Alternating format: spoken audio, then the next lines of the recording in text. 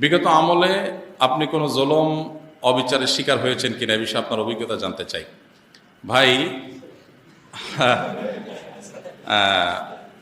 খুব ভালো ভালো প্রশ্ন আপনারা বাছাই করে করে মাশাআল্লাহ আজকের জন্য নিয়ে আসছেন দেখা যাচ্ছে। দেখুন, অভিজ্ঞতা আমাদের সবারই কম বেশি তিক্ত অভিজ্ঞতা আছে। একটা সমাজ যখন করাপ্টেড হয়ে যায় তখন সমাজের কেউই ভালো থাকে না। এই নারায়ণগঞ্জের এসপির অফিসে আমাকে নিয়ে এমন অকথ্য ভাষায় গালিগালাজ করা হয়েছে, বেশি দিন আগের কথা না। এবং এই সিদ্ধিরগঞ্জ থানার ওসি ছিলেন, আমি নাম আর বললাম না, ওসি সাহেব তিনি ভালো মানুষ ছিলেন,